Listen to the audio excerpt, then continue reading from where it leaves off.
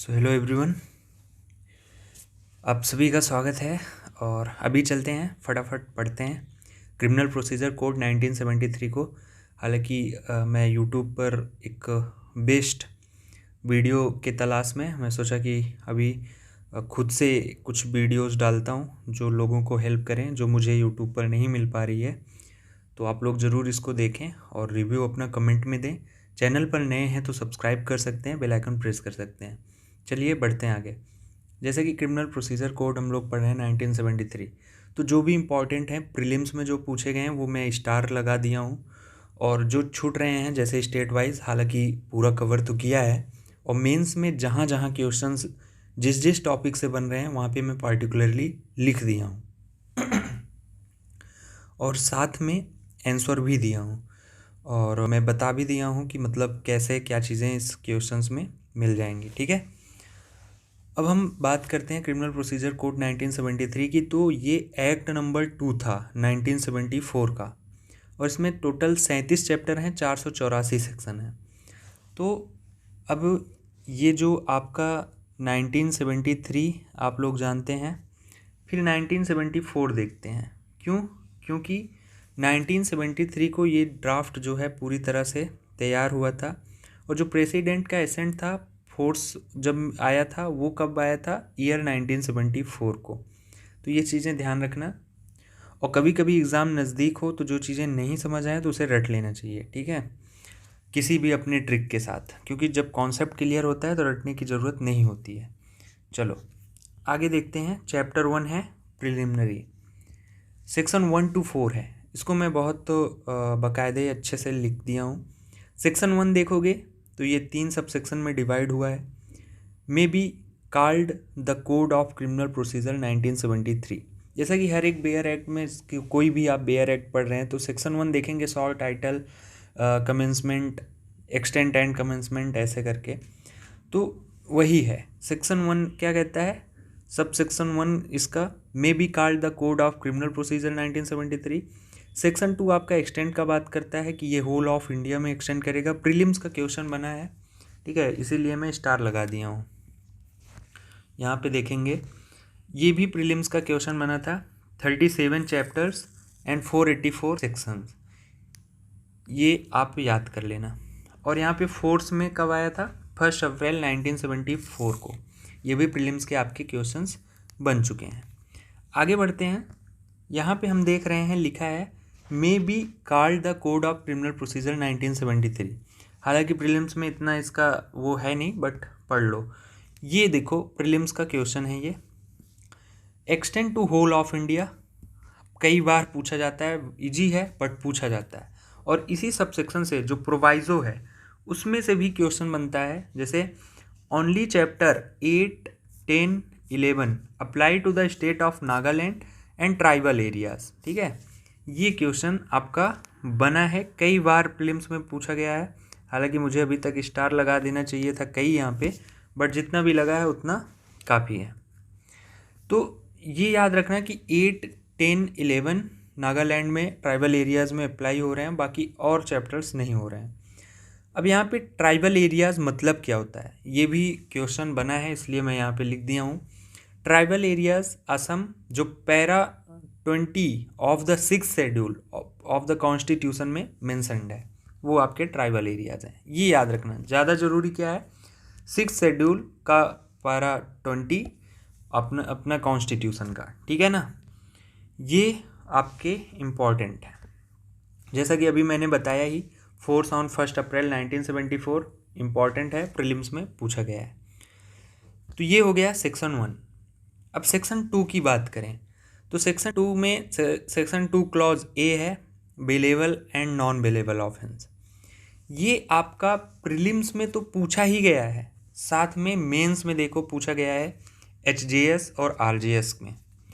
और इसका जो डिफरेंस है वो पूछा गया है मेंस के आरजेएस और डीजेएस में, ठीक है। ये क्वेश्चन आपका पूछा गया है। हालांकि जो पीडीएफ चाहते हैं वो मुझे कांटेक्ट कर सकते हैं, फ्री में नहीं दूंगा, पैसे लूँगा, दे दूंगा, बहुत कम पैसे ले लूँगा, ठीक है। तो यहाँ पे सेक्शन 2 क्लॉज ए है, bailable and non bailable offence का। मैंने बेयर एक्ट लैंग्वेज को थोड़ा इस तरह से लिखा है कि bailable and non bailable offence means shown as bailable in the first schedule and made bailable by any other law for the time being in force. हालांकि जैसे कि मैं काफ़ी एक्सपीरियंस्ड प्रोफेसर्स जो इंटरव्यू वगैरह लेते हैं उनसे ये सुना हूँ कि जो आपका मार्क्स दिया जाता है इंटरव्यू में, वो जब आप बोलते हो कि made available by any other law और आप इसको स्किप कर देते हो for time being in force, यहीं पे आपके कुछ नंबर्स इंटरव्यू में कट जाते हैं। ऐसा जो एक्सपर्ट्स हैं इंटरव्यू लेते हैं उनका कहना है, मैं मिला हूँ। तो ये चीज़ें आप ध्यान रखना जब भी आप बोलना made available by any other law, so आपको ये भी ऐड ऑन करना है कि for the time being in force. याद रखो ये कई जगह मिलेगा आपको, आगे भी पढ़ोगे। फॉर द जब भी एनी अदर लॉ आएगा for the time being in force आएगा, ये चीज़ें स्किप मत करना। अब नॉन बेलेबल की बात करें तो ये एनी अदर ऑफेंस लिख दिया है सीधे, एनी अदर ऑफेंस अपने आप से मैं जोड़ के बता रहा हूँ, जो बेलेबल नहीं है वो नॉन बेलेबल है। अब ये देखो, not defined by the code but what offences is bailable और non bailable expressly provided in section column 5 of first schedule. तो आपने कॉलम पढ़ा होगा फर्स्ट शेड्यूल का, अगर नहीं पढ़ा है तो पीछे जाइए, शेड्यूल फर्स्ट शेड्यूल को ओपन करिए और आपको कॉलम मिल जाएगा। ठीक है, वो कॉलम कैसा होगा, ऐसे ऐसे करके बना होगा। तो ये फर्स्ट कॉलम है। ठीक है, ये आपका एक सेकंड फिर से बता देता हूँ, 1 2 3 4 5 6। तो जो फिफ्थ कॉलम होगा वहाँ पे बेलेबल है या नॉन बेलेबल है, ये चीज़ बताया गया है। तो ये हो गया बेलेबल से। बेलेबल में जैसे मैं ये चीज़ें ऐड ऑन कर दिया हूँ कि ये as a matter of right है। बेलेबल को आज as a matter of right ले सकते हो, बट जो नॉन बेलेबल है वो डिस्क्रिशन है किसका, कोर्ट का, जो साउंड ज्यूरिसडिक्शन में है उनका। ठीक है, जिसका sound judicial court on sound judicial principle, जो अपने ज्यूरिसडिक्शन में है, उनके डिस्क्रिशन में है कि वो नॉन बेलेबल ऑफेंसेस में बेल देगा या नहीं। अब बात कर लेते हैं डिफरेंसेस की। तो ये चीज़ें आप ध्यान रखना, mains RJS DJS. Bailable offence and non bailable offence claimed as a matter of right, bailable offence. Non bailable offence में बेल क्या, court has full discretion to grant bail. And यहाँ पे बेलेबल ऑफेंस में police officer भी empowered है grant करने के लिए क्या, बेल को। किस सेक्शन में, 436 में। नॉन बेलेबल ऑफेंस क्या कहता है कि only courts can grant bell under section 437 और 439 एज द केस में बी। बेलेबल ऑफेंस आपका लेस सीरियस है और नॉन बेलेबल ज़्यादा सीरियस, मोर सीरियस है। ठीक है, इन नेचर। अब अगर हम एंटीसिपेटरी के कॉन्सेप्ट की बात करें बेल की, तो बेलेबल ऑफेंस में एप्लीकेबल नहीं होता है, ये एक डिफ्रेंशिएट लिख लोगे। नॉन बेलेबल में anticipatory bail can be granted. ये आपके थोड़े से डिफ्रेंशिएशन हो गए। ठीक है, अब हम यहाँ पे बात कर सकते हैं, जैसे और भी ऐड ऑन करना है, जैसे सेमेस्टर के स्टूडेंट्स होते हैं उनको कॉपी भरना रहता है, तो आप ये भी लिख सकते हो एक तरफ बेलेबल ऑफेंस में कि फर्स्ट शेड्यूल के कॉलम 5 में, ये फर्स्ट शेड्यूल के कॉलम 5 में दिया है, उधर भी लिख दो कि also column 5 of first schedule non bailable में। एंड फिर क्या लिखोगे कि सेक्शन 2 क्लॉज ए में बेलेबल दिया तो है बट डिफाइंड नहीं है। ऐसा ऐसा करके आप बहुत सारे लिख सकते हो। ठीक है, बेयर एक्ट से भी डिफ्रेंशिएट कर सकते हो। अब सेक्शन 2 क्लॉज बी की बात करें तो चार्ज क्या इंक्लूड्स करता है, any head of charge contains more heads than one. Charge के कई हेड्स हो सकते हैं, जैसे कि आपने एक ऑफेंस किया, उस ऑफेंस के साथ चैन जुड़ा है कि आप थेफ्ट करने गए हो, थेफ्ट के दौरान क्या क्या कर देते हो, जैसे किसी को ग्रीवियस हर्ट दे दिए और या फिर मर्डर उसी थेफ्ट के दौरान किसी को मार दिए, ऐसा नेसेसिटी बन गया, तुम अपने भागने के लिए कर दिए। तो ये हेड्स ऑफ चार्ज हो गए कि एक जब चार्ज जुड़ रहा है तो उसके साथ जितने भी ऑफेंस हैं आप क्या क्या किए हो वो इंक्लूड हो रहा है एक ट्रायल में। ठीक है, सेक्शन 2 क्लॉज सी की बात करें तो कॉग्निजेबल ऑफेंस ये इंपॉर्टेंट है, और नॉन कॉग्निजेबल ऑफेंस ये आपके मेंस के जेजेएस आरजेएस में पूछे गए हैं। और यहाँ पे कॉग्निजेबल और नॉन कॉग्निजेबल की डिफ्रेंशिएट की बात करें तो डीजीएस में पूछा गया है और साथ में यूपीजेएस में भी पूछा गया है, ठीक है। तो ये चीज़ ध्यान रखना। आगे बढ़ते हैं, डिफरेंस और यहाँ पे थोड़ा मीन्स समझ लेते हैं। Cognizable offence means accordance with the first schedule or under any other law for the time being in force, police officer arrest without warrant cognizable offence में। डिफ्रेंशिएट पढ़ेंगे तो और क्लियर हो जाएगा, ठीक है। कॉग्निजेबल ऑफेंस मीन्स इंक्लूड्स, ये सारी चीज़ें याद रखना, जैसे चार्ज में इंक्लूड्स है इसलिए हाईलाइट कर दिया हूँ स्पेशली। ये सब जब क्लियर चीज़ें लिखोगे एग्जाम में तो तुरंत आपको नंबर मिलेगा, ठीक है। Cognizable offence means accordance with the first schedule और under any other law for the time being in force, police officer arrest without warrant. Non-cognizable means police officer has no authority to arrest without warrant. अब difference की बात करें तो यहाँ पे difference दिया गया है कि कॉग्निजेबल आपका सेक्शन 2 क्लॉज सी में है, नॉन कॉग्निजेबल 2 क्लॉज एल में है। कॉग्निजेबल की बात करें तो पुलिस ऑफिसर इन्वेस्टिगेट कर सकता है कॉग्निजेबल केस को बिना परमिशन के, किसके, मजिस्ट्रेट के। सेक्शन 156 क्लॉज 1 156 सब सेक्शन 1 को आप देखें। नॉन कॉग्निजेबल में पुलिस ऑफिसर रिक्वायर है परमिशन लेने के लिए मजिस्ट्रेट का कि इस नॉन कॉग्निजेबल केस में इन्वेस्टिगेट करे या ना करे। ये कहाँ मेंशन है, सेक्शन 155 सब सेक्शन 2 में। अब आते हैं कॉग्निजेबल के डिफ्रेंशिएट में, तो देखो information given in cognizable case recorded under section 154, और यहाँ पे information given in non cognizable recorded कहाँ होता है, अंडर सेक्शन 155, जिसको हम एनसीआर कहते हैं, यहाँ पे एफआईआर कहते हैं, ठीक है। समझ आ रहा है ना, यहाँ पे एनसीआर कहते हैं, यहाँ पे एफआईआर। अब यहाँ पे आगे बढ़ें, देखें तो जो आपका कॉग्निजेबल है ये मोर सीरियस इन नेचर है, नॉन कॉग्निजेबल जो है वो लेस सीरियस इन नेचर है। डिफ्रेंशिएट को बढ़ाने के लिए और भी एग्जाम्पल लिख सकते हो, जैसे कि कॉग्निजेबल में इसके एग्जाम्पल लिख सकते हो कि मोर सीरियस इन नेचर मतलब क्या हुआ, आप मर्डर कर रहे हो, ग्रीवियस हर्ट दे रहे हो, रेप के केसेस हो गए, कॉग्निजेबल में डाल सकते हो। नॉन कॉग्निजेबल में वो भी यहाँ पे लेस सीरियस के जो ऑफेंसेस हैं उसको आप एग्जाम्पल में लिख सकते हो अगर ज़्यादा लिखना है तो, ठीक है। तो ये हो गया आपका मेंस के जो इधर पूछे गए हैं उसके परस्पेक्टिव से आंसर, ठीक है। कभी कभी ना कुछ वर्ड्स अचानक निकालो तो वो कहते हैं जुबान लड़खड़ा गई, वही हो जाता है, गलती ते निकल गई। अब यहाँ पे सेक्शन 2 क्लॉज डी देखें तो कंप्लेंट है, ठीक है। हट जा भाई। Complaint means any allegation made orally और writing to a magistrate against known और अननोन। हाँ, प्रीलिम्स में क्वेश्चन बनता है कि बताओ अगेंस्ट सिर्फ नॉन या फिर अननोन, मतलब अननोन यूज ही नहीं करता, बस non person, against non person it's statement is right और रॉन्ग, ऐसे करके बन सकता है, प्रीलिम्स बना भी है। तो आपको ध्यान रखना है क्या क्या चीज़ें, कि एनी एलिगेशन मेड ओरली और writing to a magistrate against known और unknown person must be made with a view of his taking action under the code, does not include a police report, police report को include नहीं करता। अब यहाँ पे mains में कई questions इसके डिफ्रेंशिएट का पुलिस रिपोर्ट और इनका बना था, इसलिए मैं पुलिस रिपोर्ट को पहले ले लिया हूँ। पुलिस रिपोर्ट आरजेएस 1976 पूछा गया है। इसका मतलब होता है means a report forwarded by a police officer to a magistrate. Simply बोला है कि एक ऐसा रिपोर्ट जो पुलिस ऑफिसर के द्वारा मजिस्ट्रेट को ट्रांसफ़र किया जाता है अंडर सेक्शन 173 सब सेक्शन 2 में। तो ये हो गया।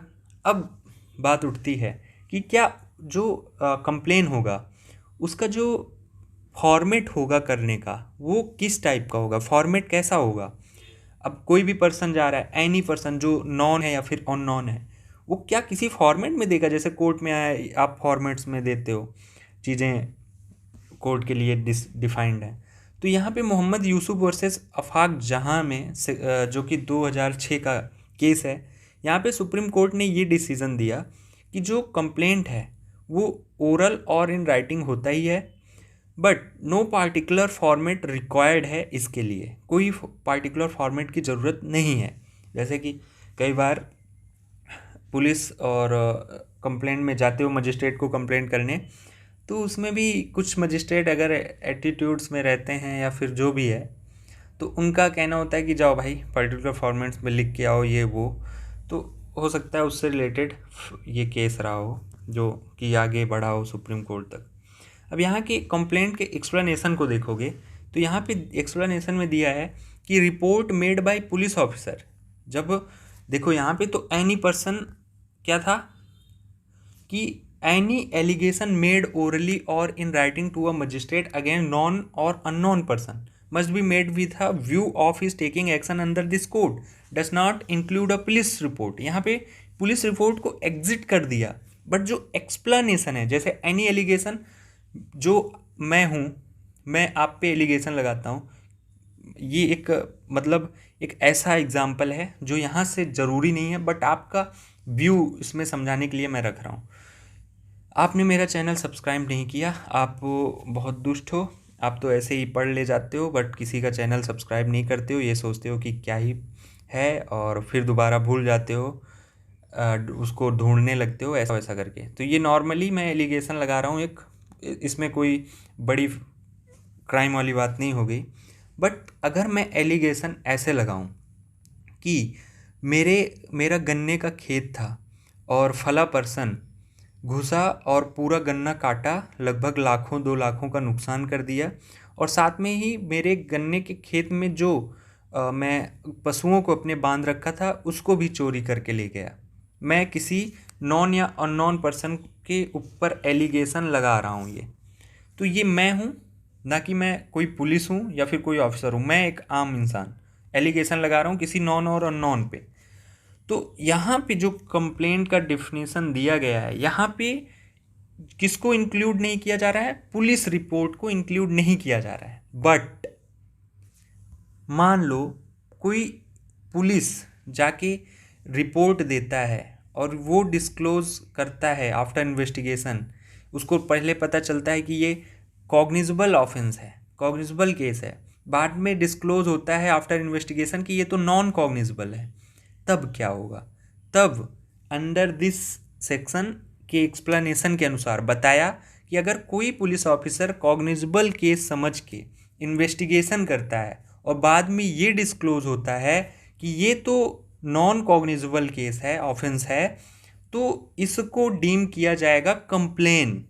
ठीक है, जो वो इन्वेस्टिगेशन पुलिस रिपोर्ट अब किया है कॉग्निजेबल केस में, तो उसको ये माना जाएगा कि ये कंप्लेन है और पुलिस ऑफिसर कंप्लेनेंट है। ठीक है ना, ये ध्यान रखना।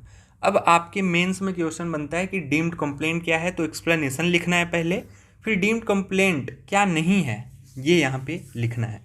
देखो, if police officer treats it as non cognizable case initially and takes permission from magistrate under section 155 and then investigates the case, in such a scenario the police report filed will not considered as deemed complaint। ये चीज़ें आपको mention कर देना, ये extra बिना where act के मैं यहाँ पे लिखा हूँ। अब इसी से रिलेटेड यहाँ पे Keshav Lal Thakur versus state of Bihar का केस था 1996 का।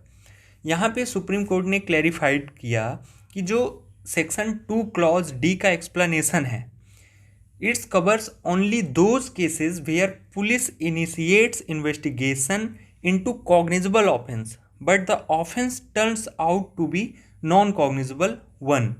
तो इसको और इससे रिलेशन करके आपको इसके साथ चिपकाना है। ठीक है, जब पुलिस ऑफिसर ये समझ के इन्वेस्टिगेशन इनिशिएट करता है कि ये कॉग्निजेबल ऑफेंस है but offence turns out to be non cognizable case, then what, it's deemed to be a complaint and police officer कहलाएगा क्या, कंप्लेनेंट।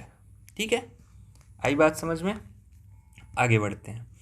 अब पुलिस रिपोर्ट हमने पढ़ लिया कि a report forwarded by a police officer to a magistrate under section 173 clause 2। आगे यहाँ पे हम देखें कि कंप्लेंट और पुलिस रिपोर्ट में डिफ्रेंशिएट करें, जो कि मेंस में डीजीएस में बार बार पूछा ही जाता है। ठीक है, तो कंप्लेंट मतलब मेड बाय एनी पर्सन, ठीक है। पुलिस रिपोर्ट ये सबमिट किया जाता है पुलिस ऑफिसर इंचार्ज जो पुलिस स्टेशन में है उसके द्वारा, उनके द्वारा, ठीक है।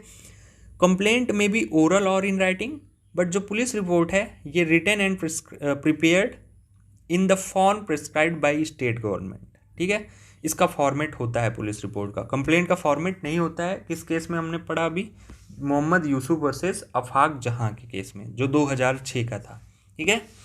अब यहाँ पे देखो, इस केस को भी यहाँ मेंशन कर सकते हो, मेड बी ओरल और इन राइटिंग, और यहाँ पे केस भी लिख सकते हो। Mere allegation that a person has committed an offence, okay, ये हो गया। It consists of facts and conclusion drawn by the police after investigation a case, ठीक है। यहाँ पे क्या बोला कि ये सिर्फ एलिगेशन होता है कि पर्सन ने ऐसा ऑफेंस कमिट किया है। ये क्या होता है कि फैक्ट्स के साथ, कंक्लूजन के साथ पुलिस जो है करके, आफ्टर इन्वेस्टिगेट करके इसको मजिस्ट्रेट के पास देती है। और यहाँ पे जैसे पुलिस रिपोर्ट में मैंने लिख दिया, forwarded by a police officer to a magistrate under section 173 subsection 2, यहाँ पे क्या लिख सकते हो, given by the any person, ये करके यहाँ पे डिफ्रेंशिएट में लिख सकते हो। अब आपका ये हो गया पुलिस रिपोर्ट और कंप्लेंट हो गया, ठीक है। ये इतना मैंने इसमें कवर किया है, इसीलिए जूम कर पढ़ा रहा हूँ, शायद ऐसे आपको समझ ना आता। अब यहाँ पे सेक्शन 2 क्लॉज ई में हाई कोर्ट दिया है, 2 क्लॉज एफ में इंडिया दिया है, ठीक है। अब जो इम्पोर्टेंट है उसको देखते हैं। यहाँ पे इंक्वायरी है इम्पॉर्टेंट, इन्वेस्टिगेशन इम्पॉर्टेंट है, और साथ में हमें ट्रायल पढ़ना है। ट्रायल जो कि डिफाइंड नहीं है अपने बेयर एक्ट में, फिर भी मेंशन किया हूँ, क्यों, क्योंकि इतने सारे एग्ज़ाम के मेंस में ये पूछा जा रहा है डिफ्रेंशिएट करने के लिए। गुजरात, एचजेएस, पंजाब, डीजेएस, एचपीजेएस, तो इन सभी एग्ज़ाम्स में पूछ लिया जा रहा है कि डिफ्रेंशिएट बताओ इन्वेस्टिगेशन इंक्वायरी में, इंक्वायरी में ट्रायल के साथ, ट्रायल और इन्वेस्टिगेशन के साथ, ऐसे। तो यहाँ पे मैं बाकायदा बढ़िया आपके लिए लिखा हूँ। तो चलो पढ़ते हैं। इंक्वायरी पहले समझते हैं। इंक्वायरी सेक्शन 2 क्लॉज जी में दिया है। तो जैसा कि आपको मालूम है कि इन्वेस्टिगेशन फर्स्ट स्टेप है, पुलिस रिपोर्ट देती है, फिर इंक्वायरी होता है, फिर चार्ज लगता है, फिर ट्रायल चलता है, ठीक है। अब यहाँ पे अगर मैं देखूँ, इंक्वायरी को पढ़ूँ, तो इंक्वायरी एक जुडिशियल प्रोसीडिंग है। Inquiry means every inquiry other than a trial conducted under this code, ठीक है, बाय अ मजिस्ट्रेट और कोर्ट। इसीलिए मैंने पहले बोला कि ये जुडिशियल प्रोसीडिंग है। इसमें हालांकि बहुत ज़्यादा अच्छे से डिफाइंड नहीं है, बस बोला है कि every inquiry other than a trial. अब इंक्वायरी जब स्टॉप होती है, inquiry stops when trial begins, जब भी ट्रायल बिगिन होता है तो इंक्वायरी ऑटोमेटिक स्टॉप हो जाती है, ठीक है। प्रोसीडिंग्स इंक्वायरी के अंडर सेक्शन 107 to 110 पढ़िए, 125 पढ़िए, 133, 144, ये सब पढ़िए। Code have been held to be inquiries. अब इन्वेस्टिगेशन को देखें, जो कि मेंस के एग्ज़ाम में आरजेएस, एमपीजेएस पूछा गया शॉर्ट में लिखने के लिए। तो इन्वेस्टिगेशन इंक्लूड्स करता है, यहाँ पे इंक्वायरी क्या करता है, इंक्लूड्स या means, means investigation includes all the proceeding under this code for the collection of evidence conducted by a police officer और by any person who is authorised by a magistrate. Investigation में prelims में कई बार question पूछा गया, APO, JLO, कई जगह question पूछा गया कि इन्वेस्टिगेशन का पर्पज़ क्या है। तो कलेक्शन ऑफ एविडेंस, यहाँ पे लिखा है कलेक्शन ऑफ एविडेंस, ठीक है। तो क्या है इन्वेस्टिगेशन का पर्पस, कि एविडेंस को कलेक्ट करना, और किसके द्वारा कंडक्ट किया जाता है, पुलिस ऑफिसर के द्वारा, ठीक है, by any person who is authorised by और अ मजिस्ट्रेट। पुलिस ऑफिसर के भी द्वारा किया जाता है और किसी एनी पर्सन के द्वारा भी किया जाता है, अगर मजिस्ट्रेट उसको अथोराइज करता है तो, ठीक है।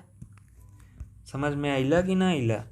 अब ट्रायल को देखें, ये इम्पॉर्टेंट है, यहाँ पे मैं केसेस भी मेंशन किया हूँ। ट्रायल जो है आपका डिफाइंड नहीं है कोर्ट में, ना ही इसका कोई यूनिवर्सल मीनिंग है।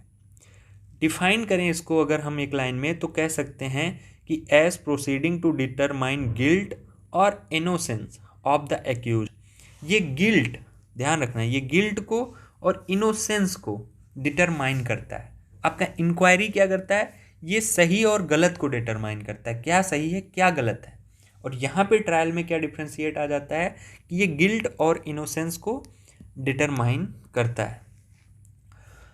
जो ट्रायल है ये always and in either acquittal और कन्विक्शन। जो ट्रायल है ना, इसका जब एंड होगा तब क्या होगा कि जो ऑफेंडर होगा, जो एक्यूज्ड होगा, या तो उसको एक्विट किया जाएगा, छोड़ दिया जाएगा, या फिर कन्विक्ट किया जाएगा, तभी इसका ट्रायल का एंड होगा, वरना नहीं होगा, मतलब लास्ट एकदम जजमेंट में। अब एक केस था ट्रायल के अंदर, Harchand Singh versus state of Haryana 1974। Supreme court ने यहाँ पे हेल्ड किया कि जो पर्पस है ट्रायल का, ये पता करना है कि एक्यूज जो है गिल्टी है या फिर नहीं। ये है पर्पस आपके ट्रायल का। बहुत इंपॉर्टेंट केस है, Harchand Singh versus state of Haryana 1974। चलो ये हो गया, थोड़ा सा इरेज कर देता हूँ मैं, क्योंकि मुझे खुद को रिवीजन करने में आसानी हो जाती है। अब Harchand Singh versus state of Haryana, लगता है मुझे ये थोड़ा केसेस में डिफ़ॉल्ट हो गया क्या। एक सेकंड मुझे चेक कर लेने दो कि केस सेम ही है या फिर अलग अलग है। थोड़ा सा ऐसे लाइन पे रहना।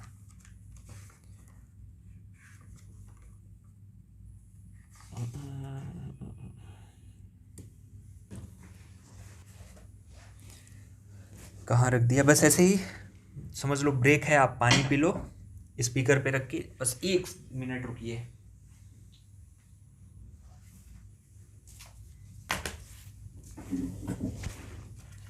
हाँ जी,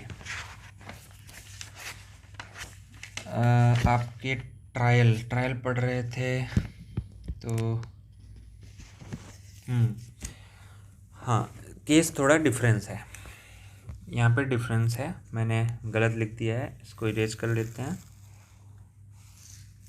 यहाँ पे हम केस पे लिख देते हैं अनोखी लाल। ठीक है, कौन से लाल, आप लोग भी लिख लो, Anokhi Lal versus state of MP. State of MP 2019 का सुप्रीम कोर्ट का ये केस है।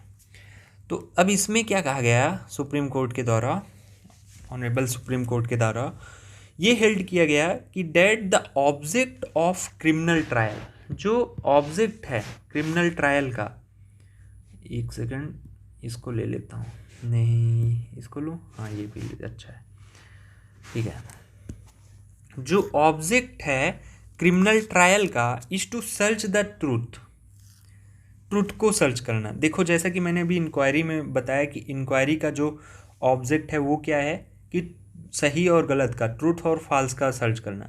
देखो जो यहाँ पे हमने लिखा वेयर एक्ट्स के इन्वेस्टिगेशन है, ये तो इंक्वायरी में कि every inquiry other than a trial, सिर्फ इसने डिफाइन नहीं किया। क्योंकि जो इंक्वायरी है ट्रायल है, इंक्वायरी जब स्टॉप होता है ट्रायल बिगिन होता है, और ट्रायल का एंड कब होता है, जब ये किसी एक्यूज्ड को कन्विक्ट कर देता है या एक्विट कर देता है। तो यहाँ पे ये इंक्वायरी कब चालू हुआ, ट्रायल कब चालू हुआ, जब आप प्रैक्टिकली देखोगे तो उतना आपको मालूम नहीं चलेगा। इस दोनों में हाँ मालूम, जब आप ज़्यादा उधर आना जाना हो जाएगा आपका एडवोकेट्स में तो चीज़ें समझ आएंगी। तो इसीलिए जो भी केसेस आते हैं वो अपने अलग अलग व्यू देते हैं। जैसे यहाँ पे सुप्रीम कोर्ट ने बताया कि इसका पर्पस क्या होता है, फाइंड आउट करना कि एक्यूज्ड गिल्टी है या नहीं। यहाँ पे सुप्रीम कोर्ट ने बताया कि इसका ऑब्जेक्ट क्या है, वहाँ पे पर्पस ऑब्जेक्ट, ठीक है। Search the truth, it must be conducted in such a manner as will protect the innocent and punish the guilty. अब यहाँ पे क्या बोल रहा है कि गिल्टी जो है उसको पनिश करना और प्रोटेक्ट करना इनोसेंट को, इसके ट्रुथ को सर्च करना क्रिमिनल ट्रायल है। ठीक है, तो ये है आपका जो अनोखी Lal versus state of MP में हेल्ड हुआ था। ठीक है, इसको मैं इरेज कर लेता हूँ क्योंकि मुझे थोड़ा पढ़ने में आसानी हो। ऐसा लग रहा है कि खून के छींटे पड़ गए हैं। चलो हट गया। अब आगे बढ़ते हैं। जुडिशियल प्रोसीडिंग, जो कि यूपीजेएस 2012 में पूछा गया था, आरजेएस में पूछा गया था।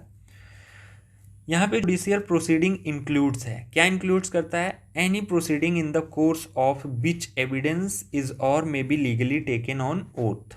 जहाँ पे पुलिस रिपोर्ट जो है अपना एविडेंस वगैरह सब तो देती ही है, बट साथ में ही जो अलग से प्रोसीडिंग चल रहा है जुडिशियल प्रोसीडिंग में इंक्वायरी और ट्रायल दोनों इंक्लूड होता है। आप आंसर में ये चीज़ें लिख सकते हो जो ऊपर हमने पढ़ा है।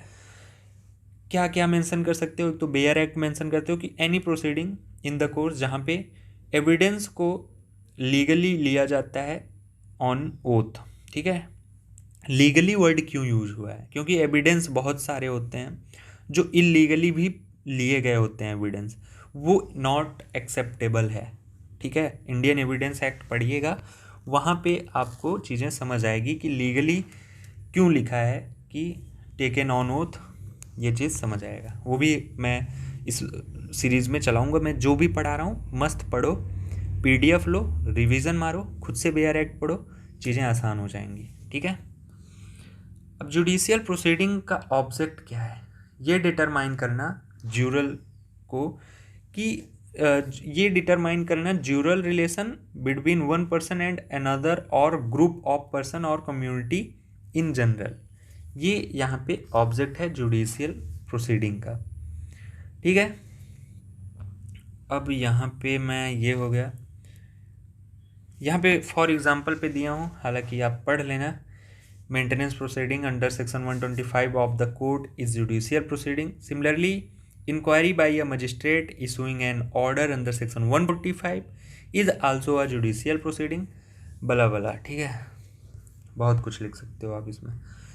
अब सेक्शन 2 क्लॉज जे की बात करें तो ये लोकल ज्यूरिसडिक्शन का बात करता है। सेक्शन 2 क्लॉज के की बात करें तो ये मेट्रोपॉलिटन मजिस्ट्रेट की बात करता है, जो कि हम सेक्शन 8 में पढ़ेंगे। मेट्रोपॉलिटन मजिस्ट्रेट क्या है?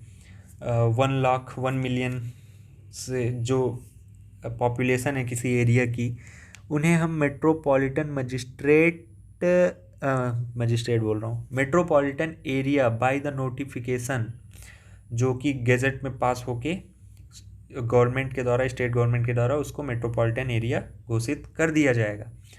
सेक्शन 8 पढ़ेंगे तो अच्छे से पढ़ेंगे। हालांकि अहमदाबाद और दिल्ली ये सब आल्सो सेक्शन 8 में डिक्लेयर्ड हैं एज अ मेट्रोपॉलिटन एरिया।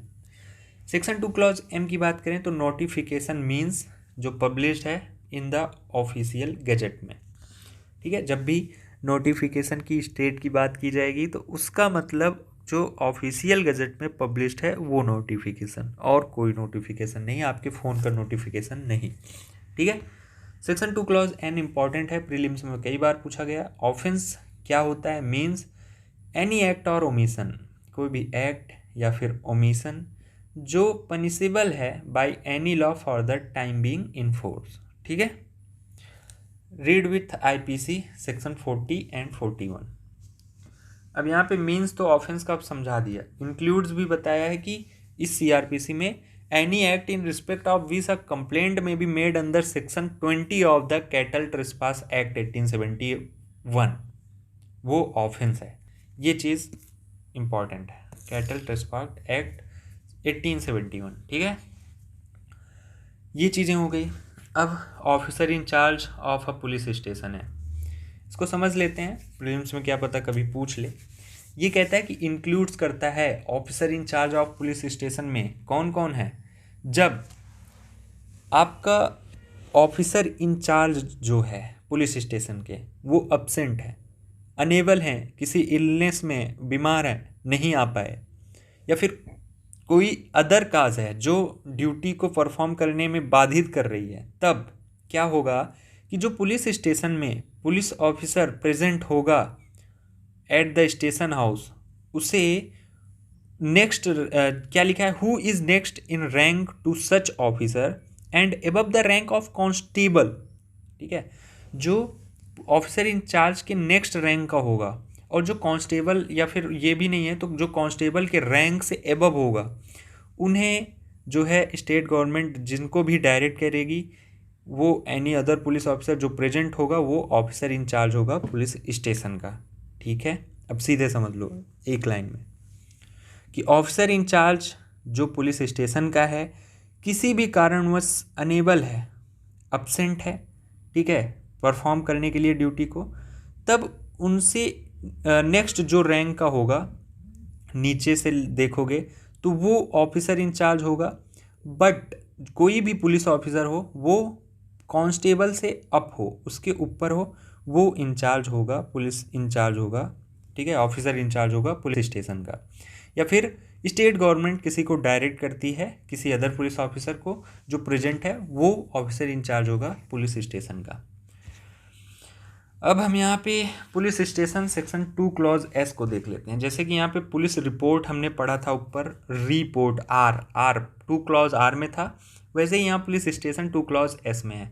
अब इसी वक्त बता दो पुलिस रिपोर्ट मीन्स था या फिर इंक्लूड्स था, जल्दी दिमाग में सोचो सोचो सोचो, मैं लेके चल रहा हूँ। पुलिस रिपोर्ट मीन्स था a report forwarded by a police officer to a magistrate, ऐसे ऐसे पढ़ा करो। ठीक है, अब यहाँ पे सेक्शन 2 क्लॉज एस देखें, पुलिस स्टेशन मीन्स मतलब, ठीक है, एक सेकंड, क्यों ब्लर दिख रहा है, सही हो जा भाई, क्यों ऐसे क्यों कर रहे हो यार, ब्लर क्यों दिख रहा है, ये ब्लर दिख रहा है यार, अभी रुको तो ज़रा, अच्छा अभी सही हो गया, गुड।